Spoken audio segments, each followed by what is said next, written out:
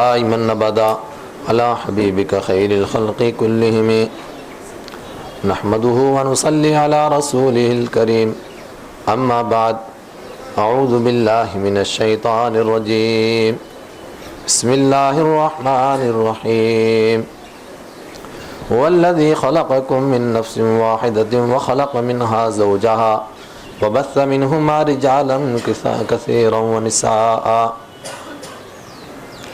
هو الذي خلقكم من نفس واحدة وجعل منها زوجها فلما تغشاها حملت حملا خفيفا فمرت به فلما أثقلت دعوا الله ربهما لئن آتيتنا صالحا لنكونن من الشاكرين فلما آتاهما صالحا جعل له شركاء فيما آتاهما فتعالى الله عما يشركون أيشركون ما لا يخلق شيئا وهم يخلقون ولا يستطيعون لهم نصرا ولا أنفسهم ينصرون صدق الله مولانا العظيم۔ برادران اسلام، سورہ اعراف کے ابتدائی مضامین آپ حضرات نے کل سماعت فرمائے۔ آج سورہ اعراف کے کچھ باقی چند موٹی باتیں جو آپ تک میں پہنچانا چاہتا تھا، باقی تو بہت باتیں ہیں لیکن جو باتیں آپ تک پہنچانا میرے ذہن میں آیا کہ ضروری ہیں وہ باتیں عرض کروں گا، اور اس کے ساتھ ساتھ آگے سورہ انفال ہے اور اس کے بعد سورہ توبہ ہے۔ تو قاعدے کے مطابق سورہ اعراف کے ساتھ میں سورہ انفال اور پھر سورہ توبہ کے مضامین آنے چاہیے، لیکن چونکہ ہمارا سیرت کا پروگرام بھی چل رہا ہے اور سورہ انفال پوری مشتمل ہے غزوہ بدر پر، جب تک غزوہ بدر سمجھ میں نہ آئے تو پھر سورہ انفال کیسے سمجھ میں آئے۔ اور سورہ توبہ دو غزوات پر مشتمل ہے، ایک فتح مکہ پر، حجۃ الوداع پر، اور اس کے ساتھ ساتھ میں آخری غزوہ جو رحمت عالم صلی اللہ علیہ وسلم نے فرمایا، جس میں آپ 63 سالہ عمر میں اونٹ کی سواری کر کے، اونٹ کی آپ کبھی سواری کر کے دیکھیں، چند منٹ آپ چلیں گے تو آپ کو احساس ہوگا کہ اونٹ کی کیا سواری ہے، آسمان کے تارے دکھائی دینے لگتے ہیں۔ 65 سالہ عمر میں اونٹ پر تشریف فرما ہو کر آپ مدینہ سے اس دور کے سفر کے لحاظ سے تقریباً 900 کلومیٹر دور تشریف لے گئے۔ تبوک میں، شام میں آپ تشریف لے گئے۔ مگر یہ تینوں غزوات جب تک ہمارے ذہن میں نہ ہوں تو پھر سورہ توبہ کو سمجھیں کیسے؟ اس لیے میں نے ان دونوں صورتوں کو تو ظہر کے پروگرام کے لیے چھوڑ دیا ہے۔ اللہ نے صحت عطا فرمائی اور زندگی رہی تو انشاءاللہ اس میں عرض کریں گے، اور زندگی نے وفا نہ کیا تو پھر انشاءاللہ آپ خود پڑھیں گے، خود کسی سے سن لیں۔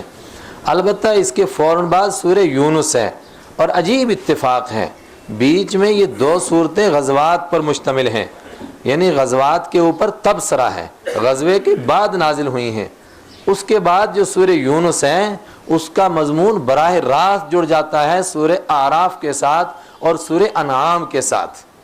اور ہمارے ایک بڑے فرمایا کرتے تھے اگر کچھ بھی نہ ہو تو کم سے کم عقیدہ درست کرنے کے لیے ایمان والوں کو سورہ انعام جو 7ویں اور 8ویں پارے پر مشتمل ہے اور سورہ یونس کا ترجمہ سنا دینا چاہیے کہ رب کائنات اپنے بندوں کا ذہن کیسا دیکھنا چاہتا ہے، اپنے بندوں کی سوچ، اپنے بندوں کی فکر کیسی دیکھنا چاہتا ہے۔ ابھی آپ نے پڑھا، تعلیم میں سنا کہ خاص بندوں کے لیے، خاص کا مطلب جن کو کچھ نہ کچھ دین کی سمجھ آ گئی ہے، ان کے لیے یہ بھی شرک میں داخل ہے کہ وقت سے پہلے وہ اس انتظار میں رہیں کہ آج افطار کے لیے کیا جمع کیا جائے گا، اور ان کو اللہ کی ذات پر بھروسہ نہ ہو کہ جب افطار کا وقت آئے گا تب رب کائنات بھی عطا فرمائے گا۔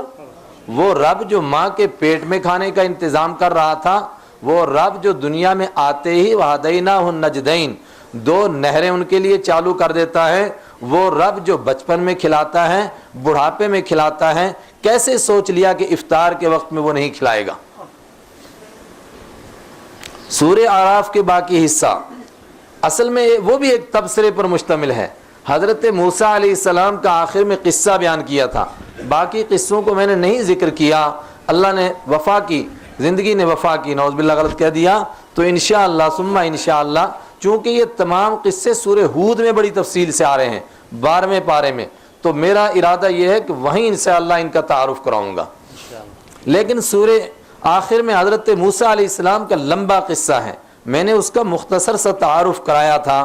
بنی اسرائیل کو اللہ تعالیٰ نے فرعون کی چنگل سے نجات دی، مصر سے ان کو نکالا، فرعون ان کے پیچھے دوڑا، آگے سامنے دریا آیا، موسیٰ علیہ السلام اور ان کی قوم اچانک دیکھتی ہے کہ سامنے دریا اور پیچھے فرعون کی فوجیں، اور ایسے وقت میں قوم بوکھلا گئی اور عجیب قسم کے سوال کیا، یبن عمران، او عمران کے بیٹے، موسیٰ علیہ السلام کا نام بھی بھول گئے، اے عمران کے بیٹے تو کس جرم کی ہمیں سزا دینے کے لیے یہاں لایا ہے اور ہمیں چوہوں کی طرح مارنا چاہتا ہے کہ نہ ہمیں کوئی کفن دفن کرنے کے لیے رہے نہ ہم پر کوئی رونے والا رہے۔ موسیٰ علیہ السلام کا جواب سنیں، ہائے ہائے کیا انداز ہے شان موسوی، نبوت کا انداز، کلا خاموش ہو جاؤ، ان معی ربی سیہدین، میں اکیلا نہیں، ان معی ربی سیہدین، میرے ساتھ میرا رب بھی ہے، سیہدین، وہ مجھے راستہ دکھائے گا۔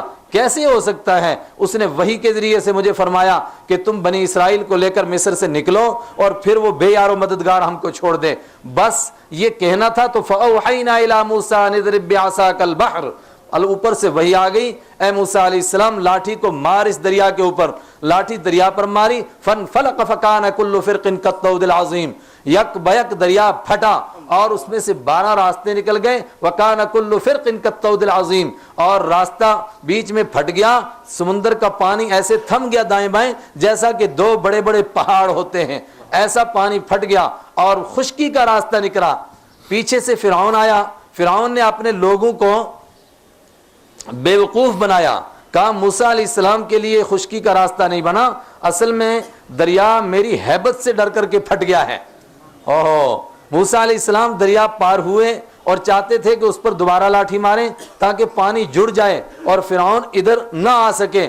اللہ کی طرف سے وحی آئی، وَاتْرُكِ الْبَحْرَ رَهْوًا، چھوڑ دیجئے دریا کو اسی طرح، سمندر کو اسی طرح رہنے دیجئے، آنے دیجئے، کلہم مغرقون، ان سب کو غرق کرنا ہے۔ اور جب سب بیچ میں آ چکے فرمایا اب لاٹھی ماریے گا، اور جب لاٹھی ماری فَأَدْرَكَهُ الْغَرْقُ، اور اچانک فرعون نے دیکھا کہ اب دونوں طرف سے پانی ملنے لگ گیا، اب بھول گیا ساری خدائی، کہنے لگا آمنت برب موسیٰ، آمن الذی بہ بنو اسرائیل، مان گیا میں اس خدا کو جس کو بنی اسرائیل مانتے ہیں۔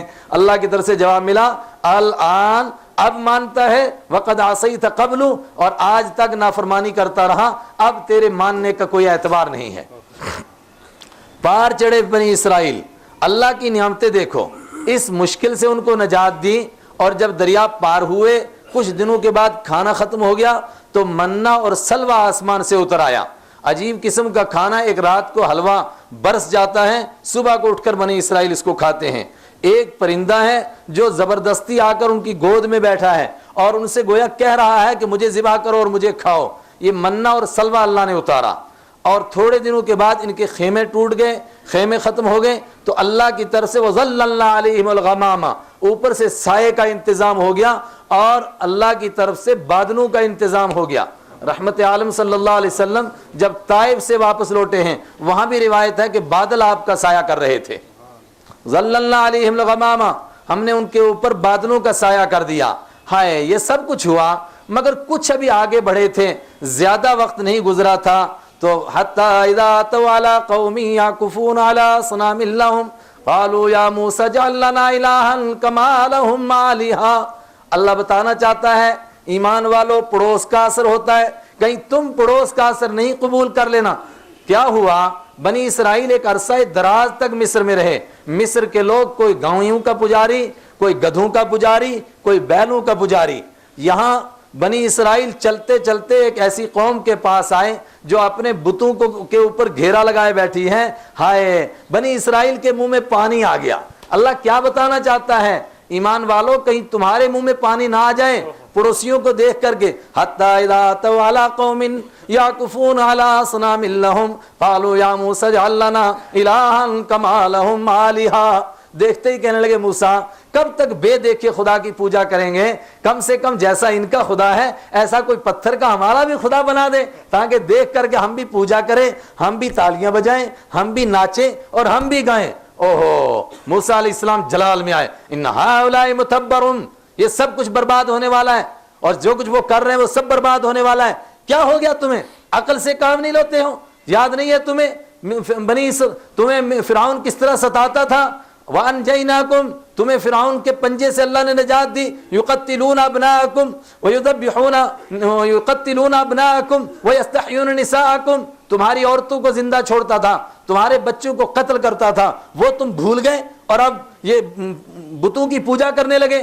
کیا کسی اور خدا نے تمہیں نجات دی ہے کہ اس کی پوجا کرو گے؟ کیا رب کائنات نے تمہیں نہیں نجات دی ہے؟ آگے بڑھے بنی اسرائیل، موسیٰ علیہ السلام کو حکم ہوا کہ 30 دن روزے رکھیں، فَأَتْمَمْنَاهَا بِعَشْرٍ، اور کہا گیا کہ آپ 10 اور رکھو اور 40 پورے کرو۔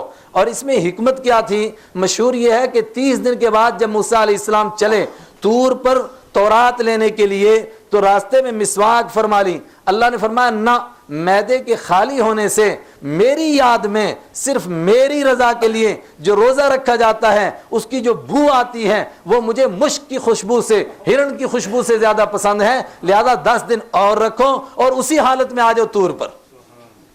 حضرت امام شافعی رحمۃ اللہ علیہ نے اسی واقعے سے استدلال کرتے ہوئے عصر کے بعد فرمایا کہ روزے دار کو مسواک نہیں کرنی چاہیے، لیکن ان کا یہ قول دوسری امت میں قبول نہیں کیا، اس لیے کہ رحمت عالم صلی اللہ علیہ وسلم روزے کی حالت میں آخری وقت تک مسواک فرماتے رہتے تھے، اس لیے یہی سنت ٹھہرا کہ ہم تو مسواک کر سکتے ہیں۔ ہاں، موسیٰ علیہ السلام سے فرمایا 10 روزے اور رکھو۔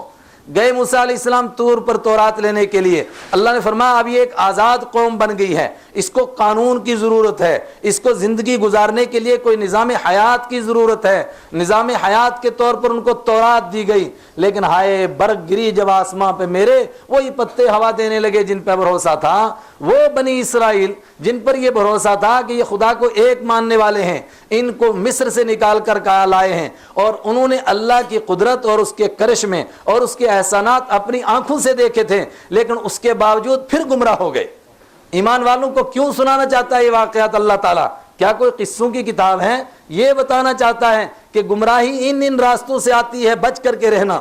کیا ہوا؟ ان میں ایک فراڈی اٹھا، اس کا نام سامری تھا، اس نے لوگوں سے کہا کہ مصر سے نکلتے ہوئے تم نے زیورات ساتھ رکھے ہیں، اور بائبل کو پوچھئے گا آج کہ زیورات کیوں ساتھ رکھے ہیں؟ بائبل والے کہتے ہیں کہ موسیٰ علیہ السلام نے الیاذ باللہ خاکم بدہن اپنی قوم سے کہا تھا کہ چونکہ یہ فرعونی بڑے ظالم ہیں، ہم یہاں سے جا رہے ہیں تو ان کو چکما دے کر بیوقوف بنا کر ان کے زیور شیور لوٹ لاؤ، ان کو بھی بیچ کر کے گزارا کریں گے۔ ہائے ہائے، قربان جائیے، رحمت عالم صلی اللہ علیہ وسلم کی بعض روایتوں سے مفسرین نے یہ بات نکالی کہ بالکل یہ جھوٹ ہے، ایسا نہیں تھا۔ اصل میں بنی اسرائیل نے مصر سے نکلنے کے لیے ایک بہانہ کیا تھا کہ کہیں رات میں لوگ یہ نہ سمجھیں کہ یہ تیاری کیسی ہو رہی ہے، اس لیے ہلچل جو مچ رہی تھی تو انہوں نے کہا کہ صبح ہماری عید کا دن ہے، اور اپنے پڑوسی سے کچھ زیور لے لیے کہ اس عید کے دن کے لیے تھوڑا استعمال کے لیے زیور دے دیا جائے۔ لیکن پھر بھی دونوں سیرتوں کو جوڑیے، ایک طرف میرے آقا کی سیرت ہے،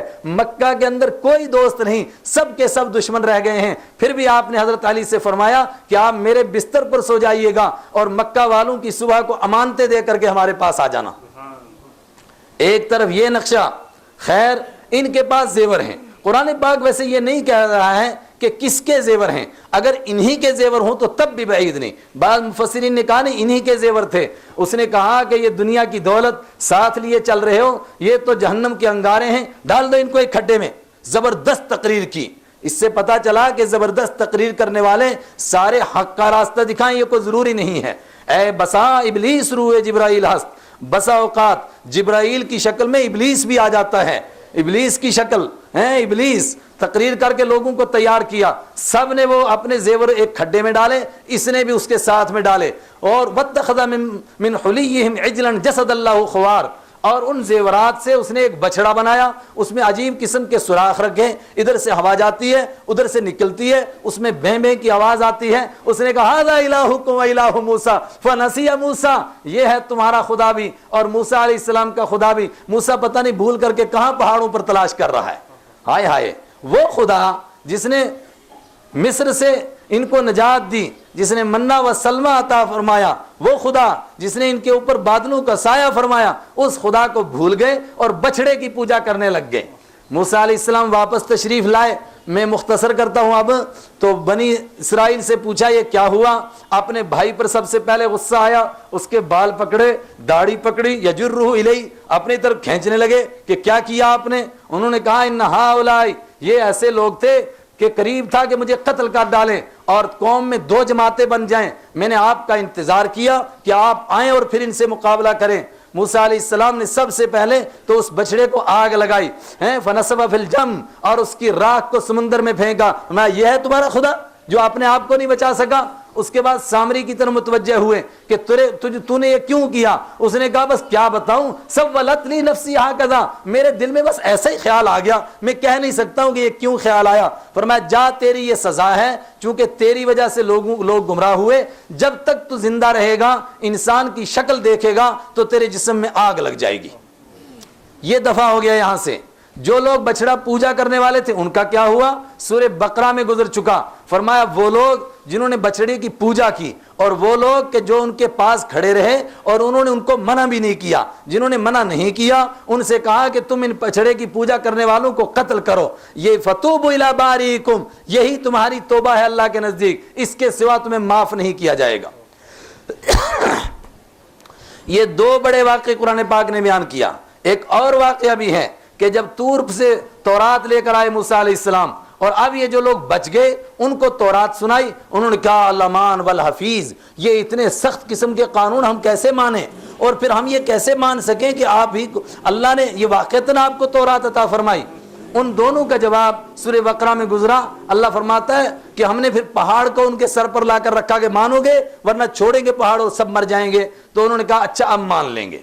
پھر 70 لوگوں کا اپنے ساتھ لیا، طور کے اوپر لے گئے تصدیق کے لیے، مگر یہ کمبخت بھی وہاں جا کر کہنے لگے کہ ایسے ایک آواز تو آ رہی ہے مگر نظر تو نہیں آ رہا ہے، جب تک ہم اللہ کو دیکھ نہ لیں پھر کیسے مانیں؟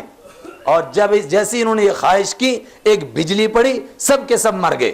موسیٰ علیہ السلام نے دعا کی اے اللہ اگر اب واپس جاؤں گا تو بنی اسرائیل کہیں گے کہ ان کو مارنے لے گیا تھا، الٹا میرے ذمہ قتل چڑھ جائے گا۔ ان کی دعا سے یہ پھر زندہ ہوئے اور پھر انہوں نے آ کر کے گواہی دی کہ ہاں اللہ نے تورات عطا فرمائی ہے۔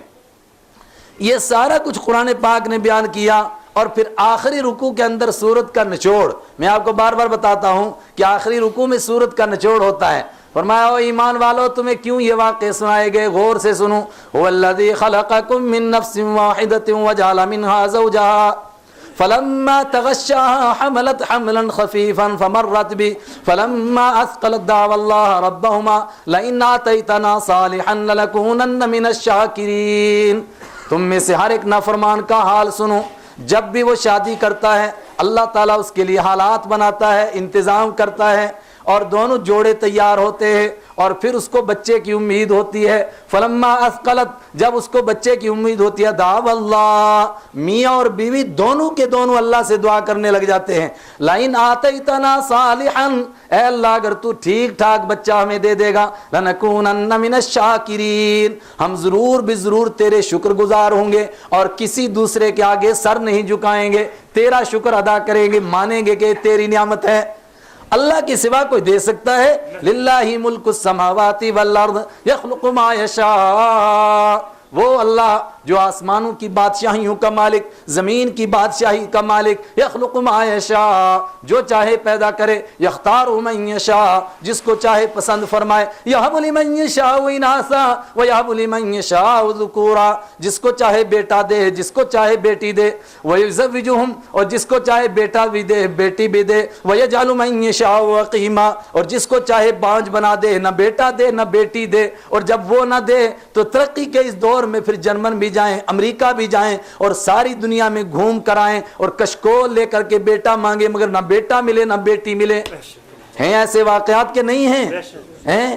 اس رب کو دعا کی لئن آتیتنا صالحا لنکونن من الشاکرین، اے اللہ تو اگر بیٹا عطا فرمائے گا پکے تیرے شکر گزار ہو جائیں گے۔ فلما آتاہما صالحا جعل له شرکاء فیما آتاہما، جب اللہ نے بیٹا عطا فرمایا جعل له شرکاء، تو مرد نے بھی اور بیوی نے بھی دونوں میں بیٹے کو اللہ کا کوئی اور شریک تجویز کر لیا، کہنے لگے کہ اللہ نے بھی دیا لیکن کسی اور نے بھی دیا ہیں۔ اور ہمارے جموں والے کیا کہتے ہیں، بوواں دتا، اللہ بھی دتا لیکن بوواں نے بھی دتا، پیراں دتا نام رکھتے ہیں، اللہ نے بھی دیا لیکن پیراں دتا، پیراں نے بھی دیا۔ جعل لہ شرکاء فیما آتاہما، جو اللہ نے عطا فرمایا اس میں شرک کرنے لیتے ہیں، دیتا ہے اللہ اور دینے والا کسی اور کو مانتے ہیں۔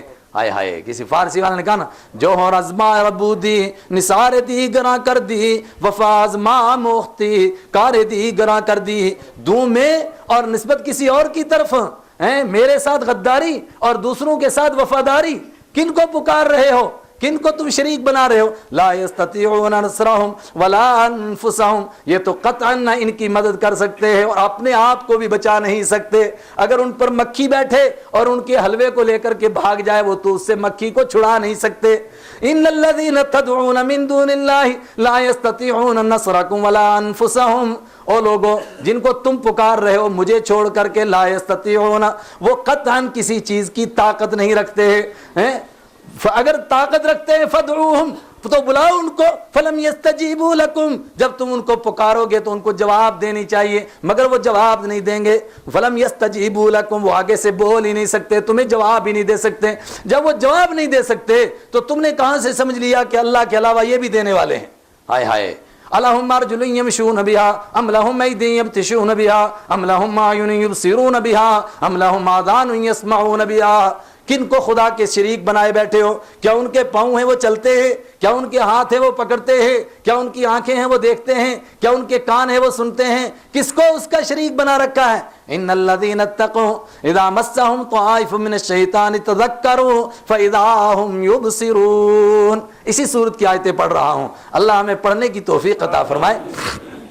بیان کیا چکر کیا ہے، فرمایا اصل بات یہ ہوتی ہے شیطان جیسا انسان کو غافل دیکھتا ہے فوراً انجیکشن لگاتا ہے، وہ کہتا ہے ہاں کچھ تو ٹھیک ہے اللہ نے دیا مگر کچھ دوسروں کا کرم بھی ہے نا یار، اس کا شکر کرتا ہے، تھوڑا ادھر بھی شکریہ ادا کر دے۔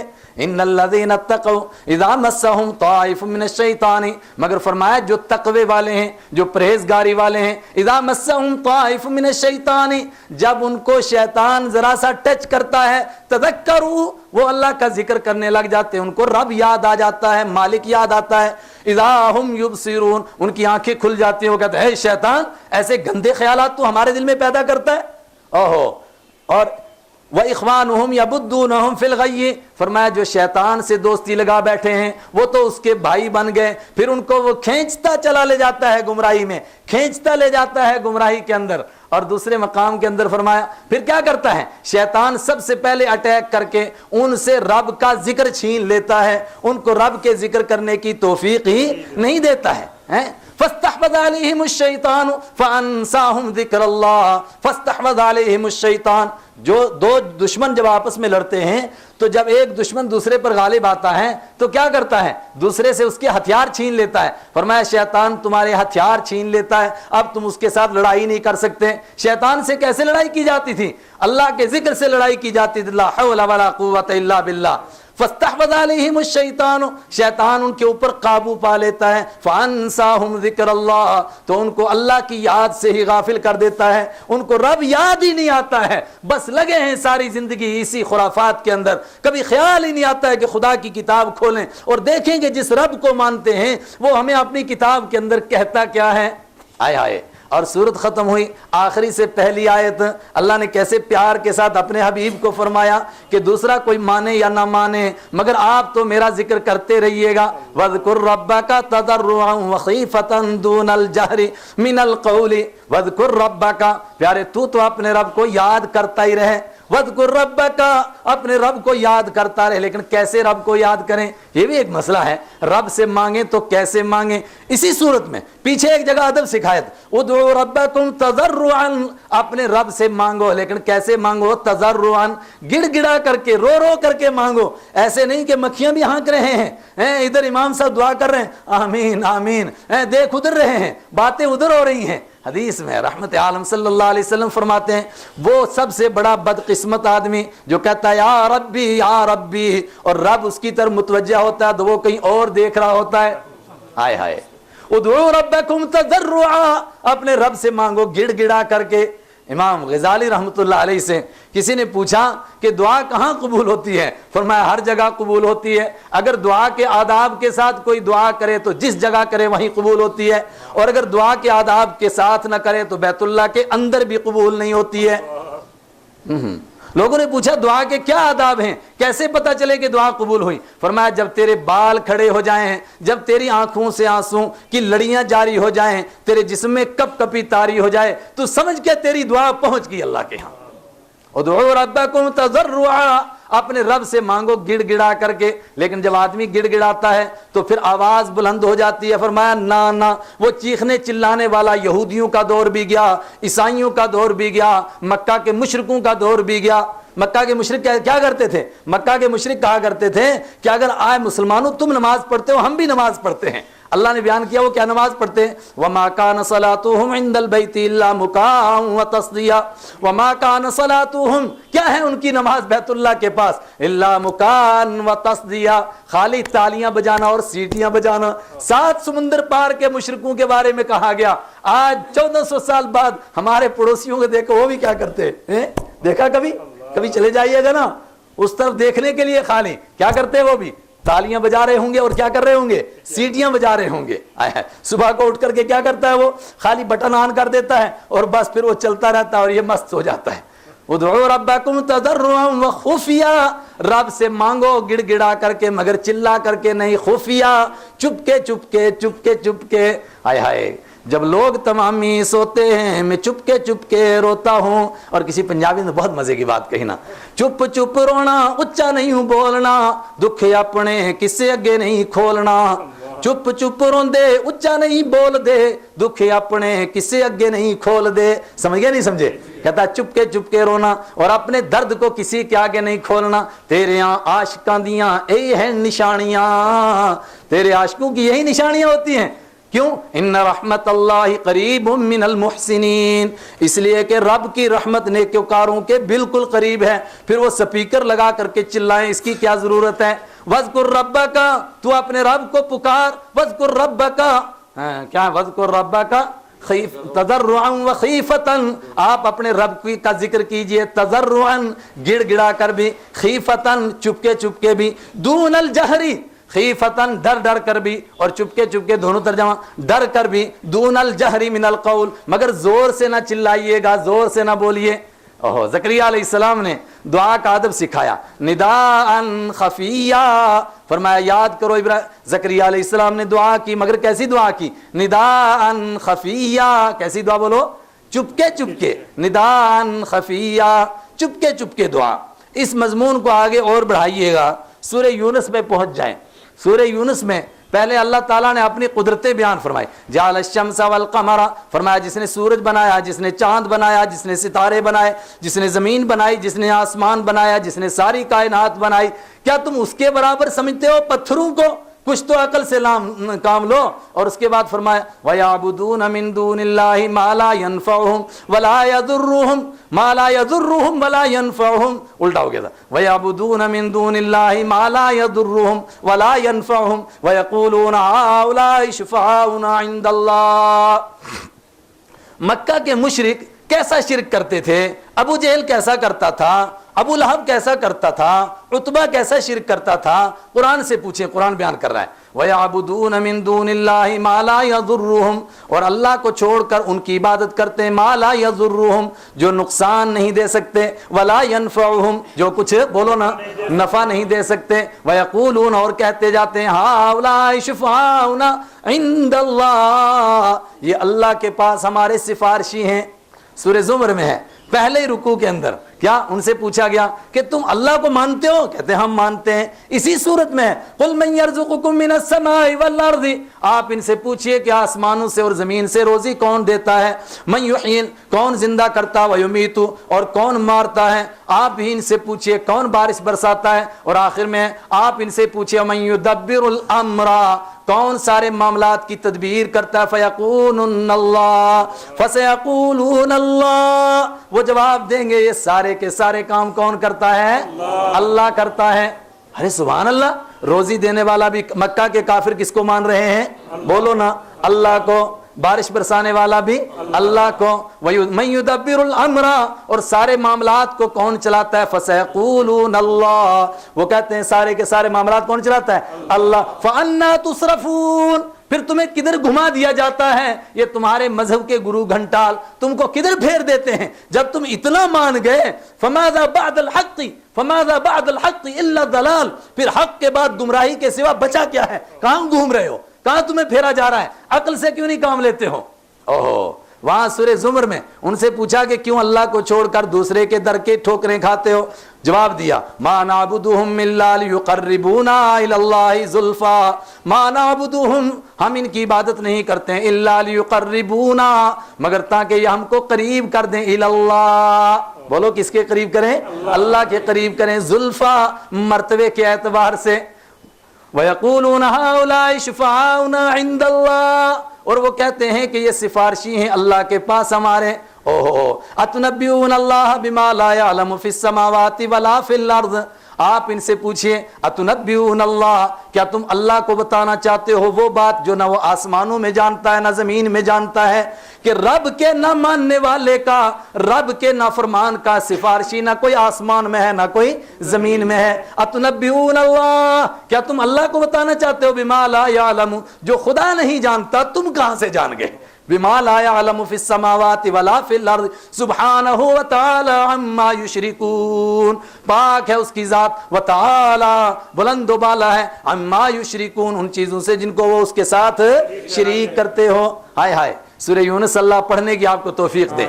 आगे बढ़ जाएं, फरमाए इतना ही नहीं, उनका अजीब किस्म का अकीदा है, वो कहते हैं कि अल्लाह के सिवा जितने हैं वो सब के सब खुदा के नाफरमानों की बख्शिश करवाएंगे, खुदा के नाफरमान और वो उनकी बख्शिश करवाएंगे, और हमारे काम बना देते हैं दुनिया के काम, आखिरत के नहीं, आखिरत को तो मानते ही नहीं थे, काम कहां के बनाते थे, सिफारिश करके, दुनिया के काम। इतना ही नहीं, कुरान कहता है आगे बढ़ो इससे भी, वो ये मानते थे कि ये जो अल्लाह के अलावा सारे के सारे खुदा हैं, लात है, हुबल है, उज्जा है, ये सब के सब छोटे मोटे काम कर सकते हैं, बड़े कामों में ये काम नहीं आ सकते। कुरान से, हुवल्लज़ी युसय्यिरुकुम फिल बहरि वल हत्ता इज़ा कुंतुम फिल फुल्कि वजरयना बिहिम बिरिहिन तय्यिबतिन फजाअ रिहुन आसिफुन वजाअहुमुल मौजु मिन कुल्लि मकान वज़न्नु अन्नहुम उहीत बिहिम दावुल्लाह मुखलिसीन लहुद्दीन लइन नंजयना मिन हाज़िहि लनकूनन्न मिनश शाकिरीन। क्यों आप सब ठीक आयत जी ठीक पढ़ी। हुवल्लज़ी युसय्यिरुकुम फिल बर्रि वल बहरि, फरमाया समुंदर में तुमको हवा नहीं लेकर के चलती, समुंदर में कोई दूसरा देवी देवता तुमको नहीं चलाता, कौन चलाता है बोलो, हुवल्लज़ी, वो हुवल्लज़ी युसय्यिरुकुम फिल बहरि, वो जो तुमको समुद्र में चलाता है, हत्ता इज़ा कुंतुम फिल फुल्कि, यहाँ तक कि तुम कश्ती में होते हो और मुआफिक हवा तुमको लेकर चल रही होती है और तुम खुश होते हो, अचानक फजाअ रिहुन, अचानक आंधी आती है, वजाअहुमुल मौजु मिन कुल्लि मकान, और चारों तरफ से मौजें आने लगती हैं, पानी की लहरें आने लगती हैं, वज़न्नु अन्नहुम मुहीत बिहिम, और अचानक उनको गुमान होता है कि हम तो घेरे में आ गए। तो फिर क्या होता है, फिर मल्ला कहता है अब एक के सिवा कोई दूसरा बचाने वाला नहीं है। अजीब सोच उनकी, कहते हैं भाई छोटे मोटे खुदा छोटे काम कर सकते हैं, ये इतना बड़ा काम कोई दूसरा कर सकता है। और फिर सारे मिलकर कहते हैं दावुल्लाह मुखलिसीन लहुद्दीन, अल्लाह से दुआ करते हैं मुखलिसीन लहुद्दीन, दीन को उसके लिए खालिस करके, और कहते क्या है, लइन नंजयतना मिन हाज़िहि लनकूनन्न मिनश शाकिरीन, ऐ अल्लाह अगर तू यहाँ से हमें नजात देगा, लनकूनन्न मिनश शाकिरीन, हम तेरे शुक्रगुजार हो जाएंगे। और दूसरे मकाम पर फरमाया फलम्मा नज्जाहुम इलल बर्रि, मगर जब अल्लाह ताला उनको नजात देकर खुशकी पर लाता है, इज़ा हुम युशरिकून, अचानक शिरक करने लग जाते हैं, अचानक सजदे किसी और के अदा होने लग जाते हैं। आपको इस मजमून पर हैरानगी हो रही होगी, अबू जहल का बेटा इक्रमा इसी मजमून पर ईमान ले आया। आप अबू दाऊद शरीफ को उठाएं, हदीस की किताबें उठाएं, मक्का फतह हुआ और कुछ लोग तो मक्का में ईमान ले आए, لیکن جو بڑے اڑیل قسم کے تھے انہوں نے کہا کہ بس اب زندگی حرام ہے. اب جب مکہ کے اوپر یہ کالا بلال چڑھ گیا خانہ کعبہ کے اوپر, اب مکہ میں رہنا ہمارے لیے حرام ہو چکا ہے. ان میں سے ابو جہل کا بیٹا اکرمہ بھی ہے, یہاں سے بھاگ کر کے یمن جانا چاہتا ہے, لیکن راستے میں ایک کشتی میں بیٹھتا ہے جو یمن جا رہی ہوتی ہے. اچانک کشتی بیچ میں جا کر کے طغیانی میں پھنس جاتی ہے اور ملا کہتا ہے کہ اب ایک خدا کو پکارو گے تو بیڑا پار ہوگا, ورنہ لات اور عزا میں سے کوئی اب بچانے والا نہیں. وہ کہتا ہے کہ اچانک میرے دل کے اوپر ایک بجلی سی گری. اس نے کہا ھذا الذی یدعون الیہ محمد, ارے یہی تو وہ دعوت ہے جس کی طرف محمد صلی اللہ علیہ وسلم ہمیں بلاتے ہیں, پھر ہم ان کو چھوڑ کر کے کیوں بھاگ رہے ہیں. پھر اس نے قسم کھائی کہ اگر آج یہاں سے نجات پا گیا تو محمد رسول اللہ صلی اللہ علیہ وسلم کے دامن سے وابستہ ہو کر رہوں گا. ملا کشتی آگے نہیں لے جا سکا, کشتی واپس پلٹی, اور کہیے کہ پلٹی نہیں پلٹائی گئی اوپر سے. کیوں؟ ادھر اس کی بیوی حاضر ہوئی رحمت عالم صلی اللہ علیہ وسلم کے پاس, اور اس نے عرض کیا اے اللہ کے حبیب آپ نے سب کو پناہ دے دی, ابو جہل کے بیٹے اکرمے کو بھی آپ پناہ دے سکتے ہیں. آپ نے فرمایا ہم نے تو سب کو پناہ دے دی. ہم نے کہا من نغلق علیہ الباب فہو آمن, جو اپنا دروازہ بند کر کے بیٹھ جائے وہ بھی مامون, جو تلوار نیچے کر دے وہ بھی مامون. تو اکرمہ سے ہماری کیا دشمنی ہے؟ اس نے پھر کہا کہ آپ ان کو پناہ دیتے ہیں. فرمایا ہم نے دے چکے پناہ اس کو. یہ پیچھے پیچھے دوڑی, وہ ادھر سے واپس آئے, اس نے جا کر کے امن کا پروانہ سنایا کہ تجھے تو امن مل چکی ہے. وہ حیران کہ مجھے امن مل چکی ہے. اس نے آج کی زبان میں کہیے, اس نے پوچھا کہ انٹرپول کو کس کس کے نام دیے گئے, کس کس کو سولی پر لٹکایا گیا, کس کس کو خانہ کعبہ کی دیواروں میں چنایا گیا. اس نے جواب دیا کس سے بھاگ رہا ہے؟ جن لوگوں کو تو اپنا دشمن سمجھ رہا ہے وہ رات کی تنہائیوں میں سر سجدے میں رکھ کر تیرے لیے ہدایت کی دعائیں مانگتے ہیں. اسی پر اکرمہ کو اللہ نے ایمان نصیب کیا. اور سورت کے آخری رکوع کے اندر, اب میں بھی تھک گیا, آج مجھے بخار بھی بڑا تیز, سارے مضمون کا خلاصہ کیا. فرمایا ان یمسسک اللہ بضر فلا کاشف لہ الا ہو. پیارے یہ مضمون سنانا ہے, اس ساری صورت کا نچوڑ یہ ہے ان یمسسک اللہ بضر فلا کاشف لہ الا ہو. فرمایا اگر آپ کے اوپر بھی اللہ کی طرف سے کوئی تکلیف آ جائے, فلا کاشف لہ الا ہو, اللہ کے سوا کوئی اس کو دور نہیں کر سکتا. وَإِن يُرِدْكَ بِخَيْرٍ فَلَا رَادَّ لِفَضْلِهِ, اور اگر اللہ آپ کو اپنا فضل دینا چاہے, فَلَا رَادَّ لِفَضْلِهِ, تو آپ اللہ کے فضل کو کوئی ہٹا بھی نہیں سکتا.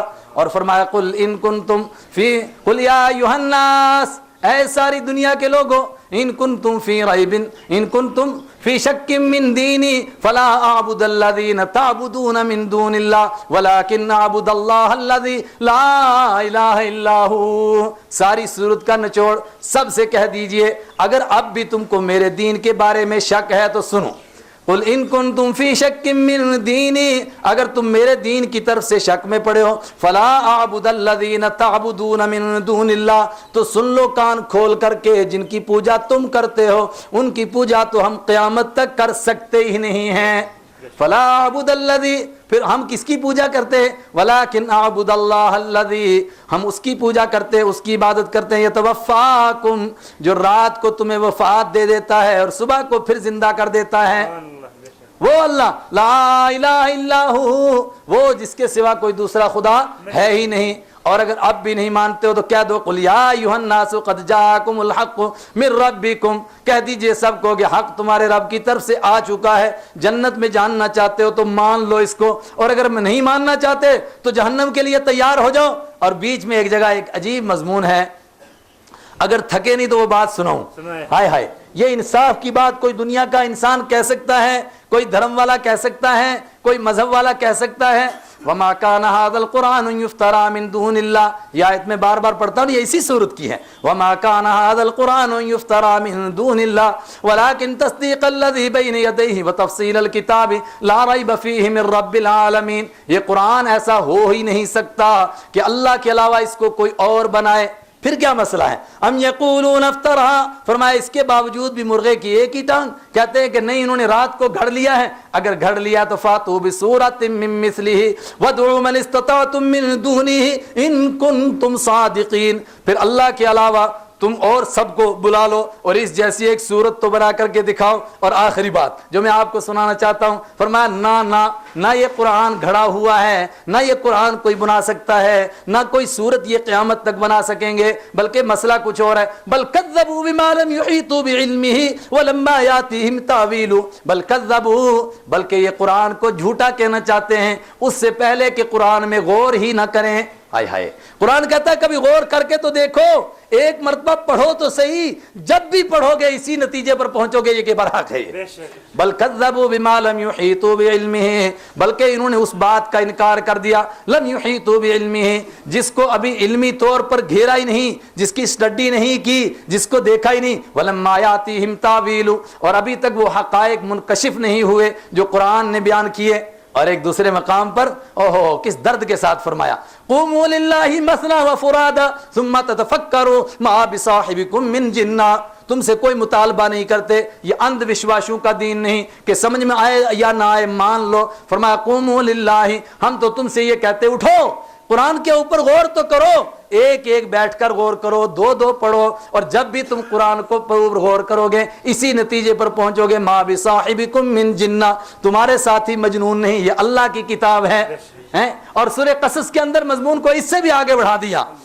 ہم تو اپنے غیر مسلم بھائیوں سے کہتے ہیں نا، وہ کہتے ہیں جی سب اپنے اپنے دین کی بات کہتے ہیں، ہمیں کیسے معلوم ہو کہ سچا کون ہے؟ میں نے کہا بائبل میں بھی لکھا ہے کہ تمہارا دین اچھا لگے تم کو یا نہ لگے مگر اسی کو مانو.